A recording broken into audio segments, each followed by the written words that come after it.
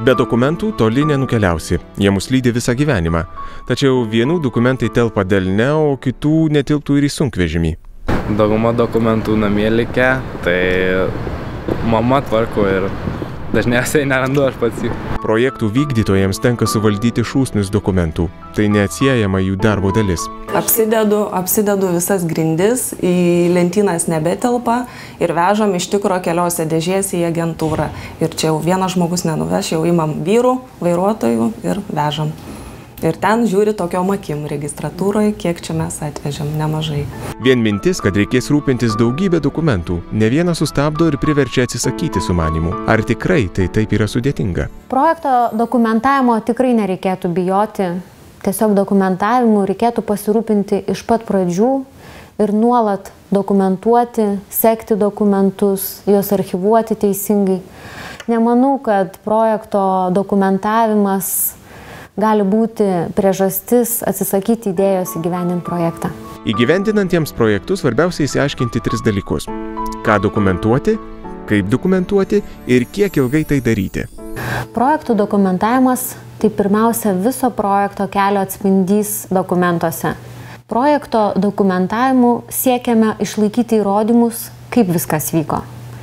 Išlaikyti įrodymus apie tai, kokios buvo išlaidos, kokios buvo ūkinės operacijos, tam, kad atsakingos valstybės institucijos galėtų įsitikinti, kad išlaidos buvo realios, pagrįstos ir tinkamos.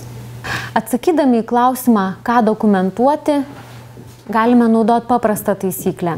Dokumentuoti turime viską, kas susiję su projektu. Tiek siunčiamus dokumentus, tiek gaunamus dokumentus.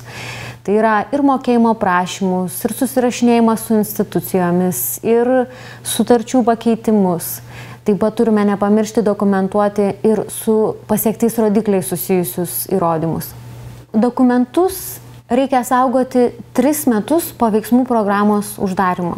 Kadangi šis terminas nėra konkretus, todėl šiandien dienai patarimas yra dokumentus saugoti iki 2021 metų. Jau dabar apsikeitimą informaciją palengvina speciali interneto duomenų mainų svetainė. Tai yra priemonė komunikuoti tarp projekto vykdytojo ir įgyvendinančių institucijų.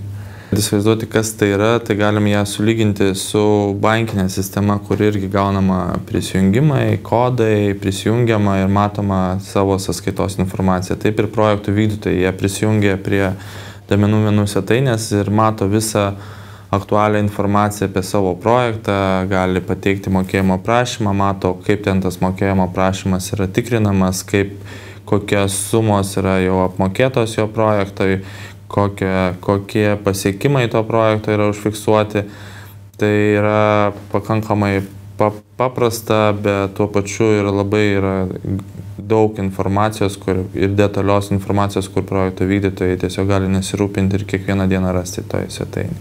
Tai yra pakankamai unikali sistema ES mastu, nes kitose ES šalyse į projektų vykdytojus ir jiems teikiamą naudą skiriama daug mažiau dėmesio, o mes kaip tik ir akcentuojam savo sistemą, kad jin turi būti naudinga tiek institucijom, tiek projektų vykdytojams.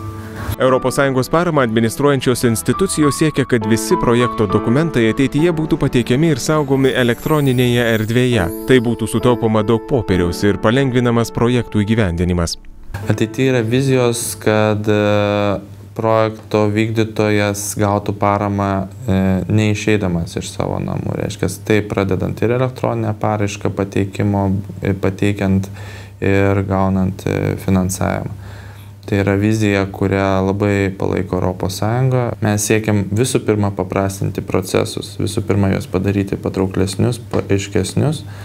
Ir IT priemonės tam labai pagelbėja kaip įrankis. Daugybę kartų greičiau, tiksliau ir paprasčiau einasi projektų vykdytojų darbai. Įsibėgėjo ir mūsų kelionė. Skubu atsisveikinti, kad greičiau vėl susitiktume kitoje stotelėje. Jūsų bendrakeleivis.